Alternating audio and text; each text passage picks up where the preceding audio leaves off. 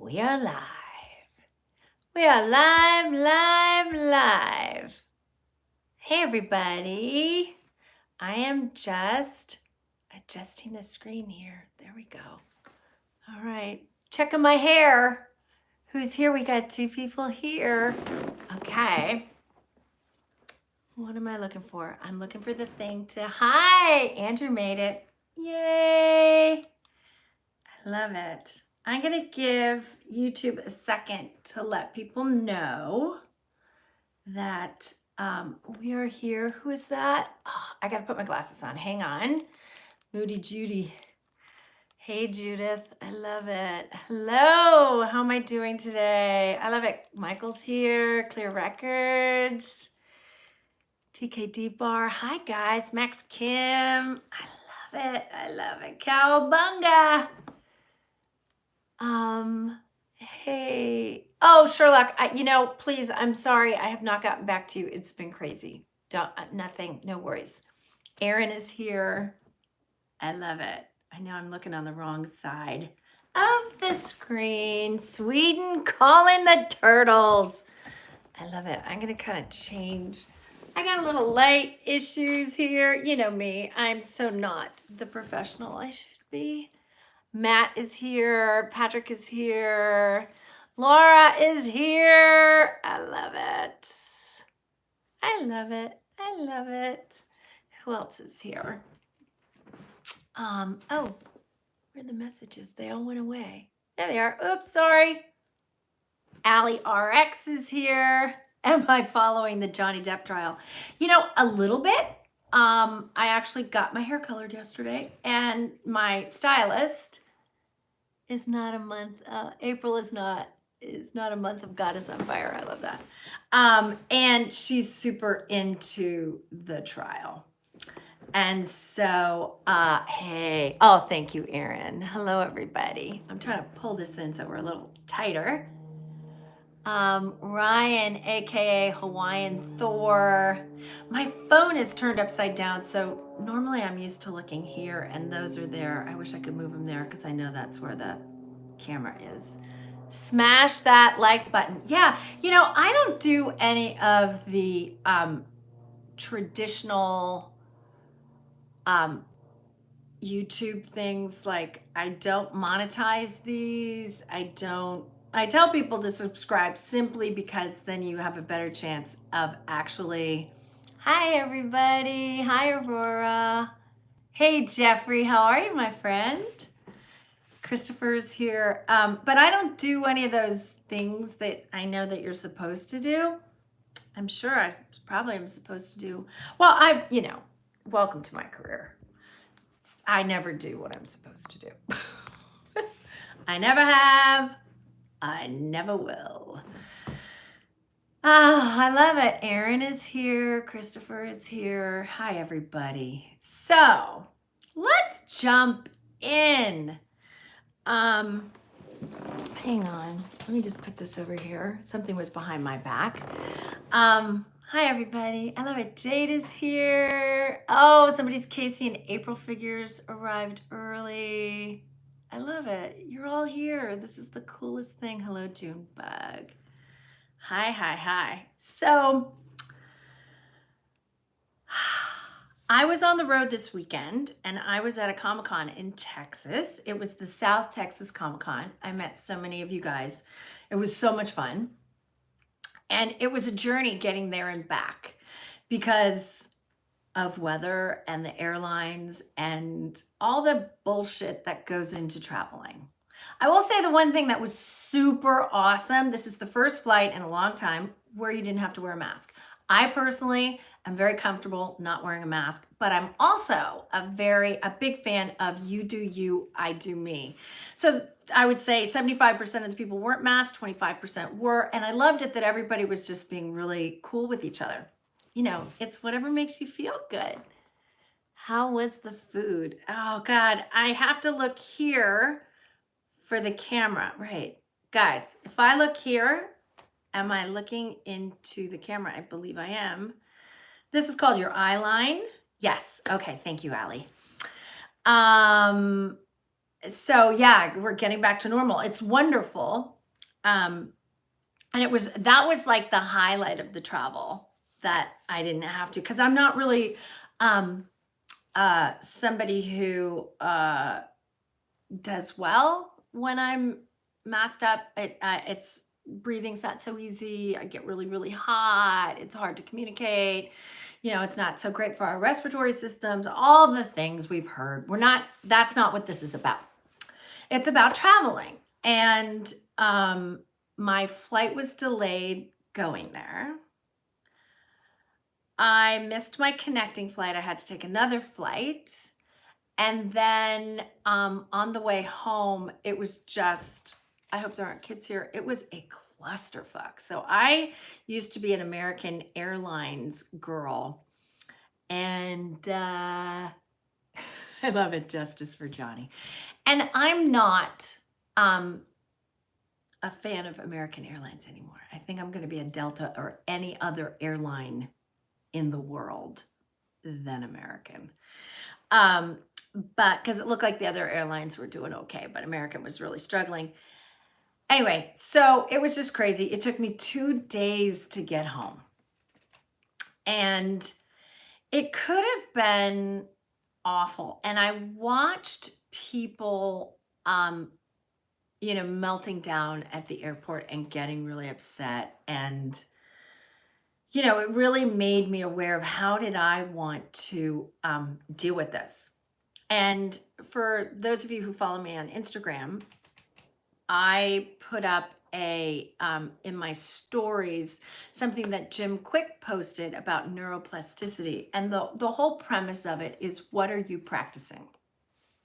What are you practicing today?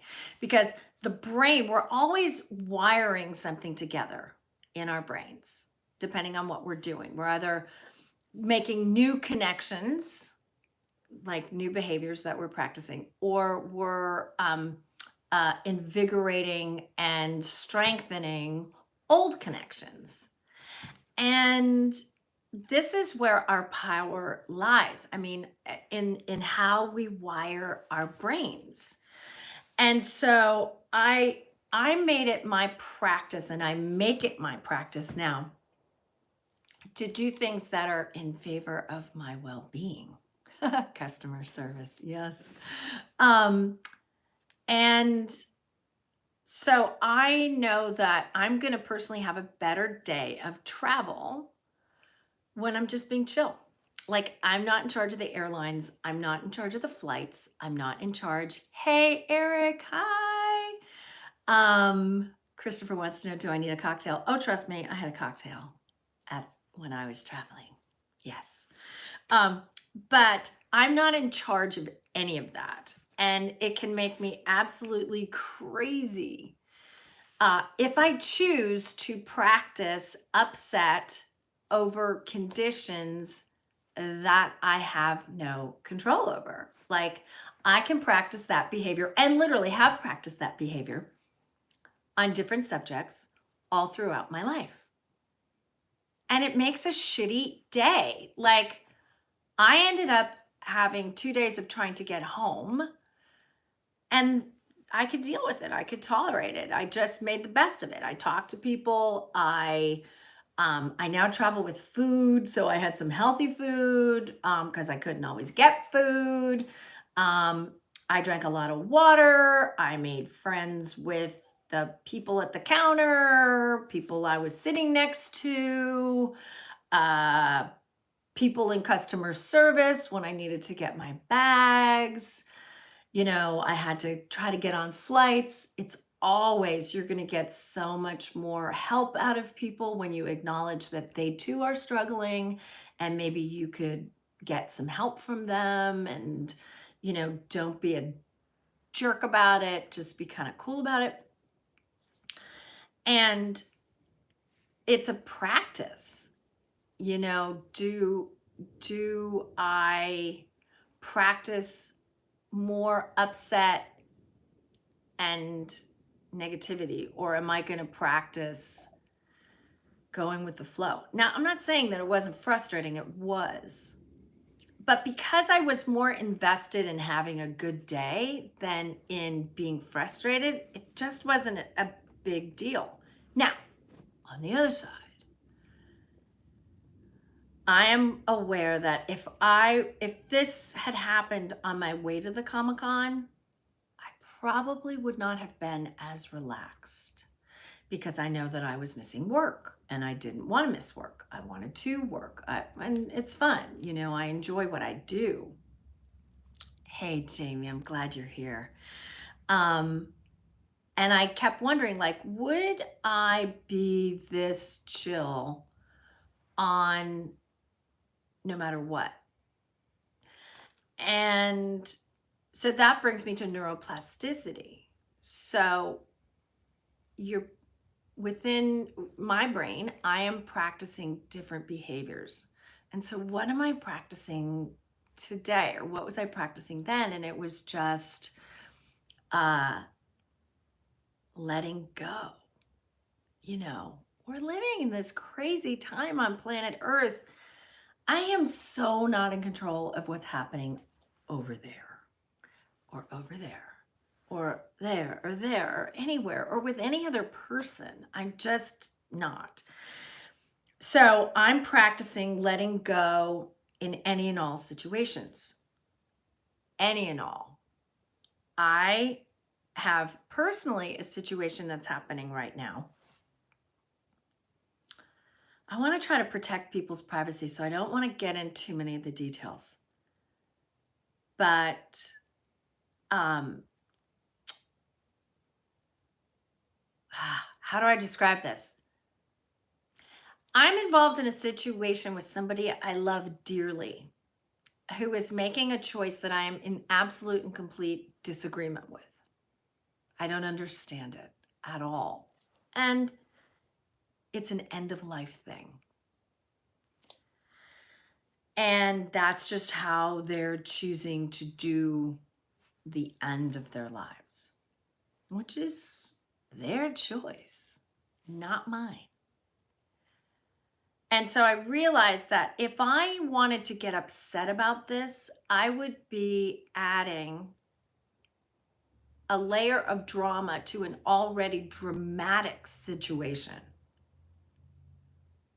that doesn't need 1 ounce more drama than it's already got. Because when people are dying, that's pretty fucking dramatic. And my job as somebody who loves them dearly, deeply with everything I've got is to respect who they are and the choices that they're making and to love them unconditionally. Even though a part of me is going, this is fucked up, I don't agree with it, not my call. Just not my call. And the way that I can assist them as they get ready to exit is to love them exactly where they are. And that's, what's been so interesting to me is, as difficult as it is, I got to unconditional love, and I mean it, unconditional love. When I tell the full details of the story to those that are very close to me, they're a little shocked. And it just is what it is. Everybody gets to be themselves. And my feeling is I get to practice this behavior called unconditional love. And trust me, I have been working on this for years. I think it's something that my children have taught me when they were doing stuff that was really challenging. When you have kids that are teenagers that are making you crazy and you want them to make different choices and they're not going to because I am not in their body making their choices for them. They are in their body making their choices for them. And when I gave up that, I need to control you, because I can't. It just makes you crazy and me crazy. It's super Al-Anon, for those who have done Al-Anon. I do not know best for anyone else, including this person that I love who's leaving. But what I can do is love them unconditionally. And my children have taught me this. And I have another member of my family who's going through some crazy with their children, and their love is very conditional. If you don't follow what I want and you don't show up exactly the way that I want you to, I'm going to withhold love from you, which just causes such suffering for everybody. These always spring up out of horrible circumstances and conditions and lack of communication. And I love it. Jamie said, I don't love your choices, but I love you. And I think you can even take that a step further at a certain point and just say, I love you. And because generally, most people who are in pain are combative about their choices. They're trying to validate and justify their choices. And sometimes, and I do think sometimes it's very appropriate to say, I don't love your choices, but I love you, especially with children. But when you're talking about adults, it's kind of like it's on them. And it may make things worse. And I'm kind of like not interested in making things worse in really any department of my life. And so, because I've spent so many years honing that skill, that belief, that way of being, of unconditional love, I feel like the universe upped the ante and said, okay, you can be unconditional there, but can you be unconditional there? Can you be unconditional in this circumstance? Can you be unconditional in this circumstance? So that you really get it, so that I really get it. And this one is really challenging me, but I'm kind of surprised by how how, what's the right word? Because good doesn't seem like the right word. How okay I am with the situation exactly the way it is. Exactly the way it is. I'm somebody who really believes that life is happening. This is one of my core values. I made this statement up and I stand by it. And that is, life is here for me, in favor of me, and never against me. And I find that the more I remind myself of that, especially when circumstances are really challenging, that I am working literally to rewire my brain to make that true. I'm rewiring my brain for resilience, for longevity, for love. Wait, you could rewire your brain for unconditional love? What?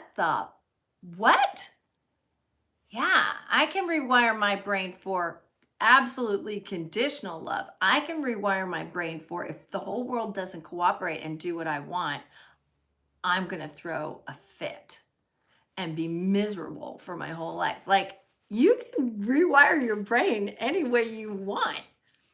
The important thing to know is that you're the one doing the rewiring. You're the one who's making those connections and strengthening those connections, or making those connections come apart. You know, one of the things that we have in our brain is we create gray matter. It's how you have a strong brain. And I think even if you have dementia in your family, you can combat it by always learning something, by always doing things that keep your brain active. It's like a workout for your brain. You know, we need a workout for our bodies. If you don't move it, you lose it. I believe absolutely the same thing. And science proves it for your brain, that you can create a really strong brain that serves your life, that serves your beliefs, that serves your longevity, your happiness, your resilience. And from that place, so let's go back to traveling. Because I wasn't in resistance with what was going on and I was just going with it, great things started happening. It was like little surprises here and there. I saw somebody be really mean to one customer and not mean to me. And I don't think it was because they knew who I was. Like, who the fuck cares about that? I think it was because of the energy that I brought to the situation. I was about, what else is possible? I wonder if there's a flight with my name on it.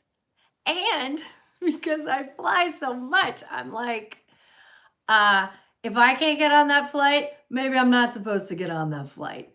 Not that necessarily something bad's going to happen to that flight, but maybe I'd be sitting next to somebody who I really didn't want to sit next to. Or maybe I'm waiting for the flight where I'm going to sit next to somebody that I might make a connection to. And actually, that's happened to me so many times on airplanes where I meet somebody really awesome, somebody that maybe our businesses connect, or just somebody who's just really cool. And it's just a better flight. So I really want to encourage everybody to realize that's where your power lies. That's where my power lies. That's where your power lies in what we're choosing to practice. You know, that's on me. That's not on anybody else. Shit hits the fan. What am I going to do? I'm learning now one of the very first things I should do is breathe and tell myself it's okay. And I have a lot of evidence that it's going to be okay because it's been okay in the past. So what do you guys think? What works for you? I'm going to start looking at some of the comments. Like, do you feel like you've got a handle on that? Or do you feel like that's something that you still are working on? And P.S., I think we're all works in progress. Yeah, John is saying exactly. We're all works in progress. Somebody says, I've never been on a plane because they're afraid of heights. Oh, you should get on a plane anyway. Do you know what? Planes are safer than cars. And I'm a huge fan of the things that scare me, I probably need to do. And that's another one. I've trained my brain that way. I tend to, without being reckless, go in the direction of the things that scare me. I just do. I don't want to be frightened by life. I want to make friends with it. And then I'm not a slave to it. And then I'm willing to take chances. Jamie says, because I'm a badass. Well, it takes a badass to know a badass. Live in the vibration of love, let go of anger and fear. Somebody's saying improv classes help them to move into the flow of things. And that helps a lot. Somebody just said they had PTSD, and that's a challenge to live with. Mindfulness is one of the greatest things you can do to overcome that. And there's great therapies. I know tapping is astonishing. There are different neurological therapies, modalities that work for PTSD. I think PTSD really, really challenging, and something that can be soothed. Maybe it's completely released, and maybe it's just put into a space where it's more manageable, but it absolutely can be done. And the fun thing about flying is you get to go places, you get to meet people, you get to do stuff. Med beds are going to help people, so many people. Yeah, I've heard about med beds. I should look into that. One thing I do is write it down on a piece of paper, one good thing that's happened to me today. That is a fabulous, fabulous thing. Write down the things in your life that you love, like a practice of like 5 things a day. Somebody's mom just got a pacemaker and they have generalized health anxiety. Well, I think right now on the planet Earth, I think the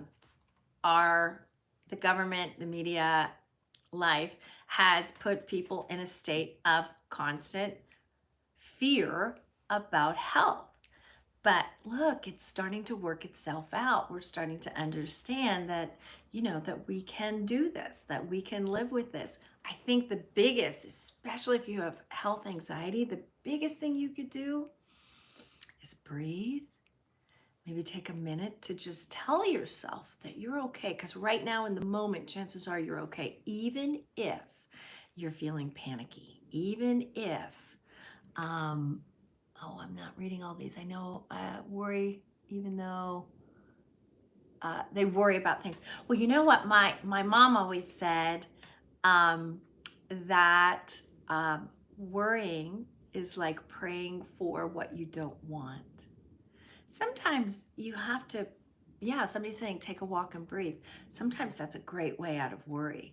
I had a friend recently who was really having panic attacks.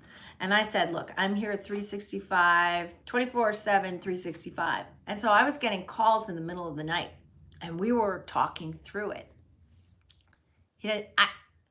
I have to check in with them, but they became so manageable in such a short period of time. It was astonishing. I had gotten panic attacks years ago, and I just would hold my hand as I was going through it and letting myself know that I was okay, that it was okay.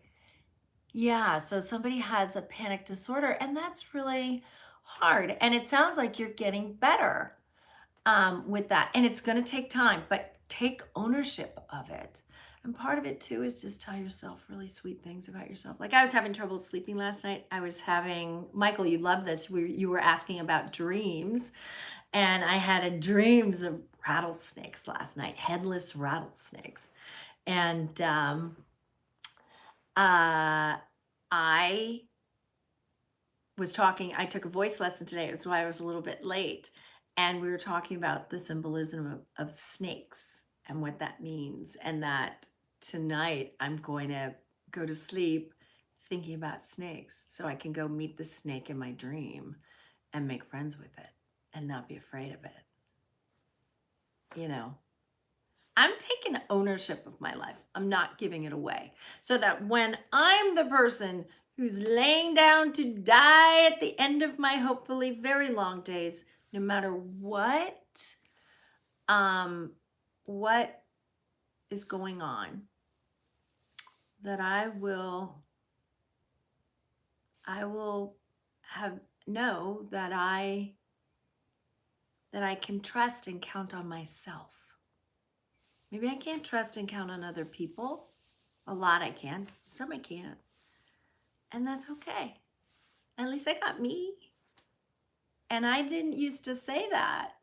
That's taken a lot of work. Great work. Challenging work. Worth it work. I absolutely, and I'm going to go back. I promise you guys, I'll go back and I'll read these.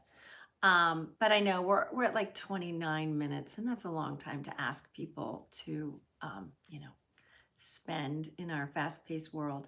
Anyway, just focus on what are you practicing today, and are you practicing something that supports you or something that diminishes you? And if it's something that diminishes you, just be okay with that. Forgive yourself, love yourself, and practice something else. Practice caring deeply for the sweet self that is you. So on that note, I love you guys.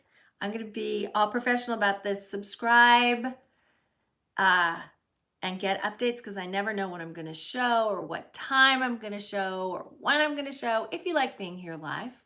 And then hit the notifications, and if you want, hit the like or not. I know I should be all professional about this, but I'm not. That's okay. You gotta have somebody online who's not, all about the deep self-promotion. Not to say that, that I'm telling people about Comic-Cons. I'm doing some self-promotion, but it's mostly, I just want to share with you guys because I love you. So we went late. All right, guys, I love you. I don't know when I'll see you again, but I know I'll see you sometime in the month of May. Have a wonderful day and be mindful of what you're practicing.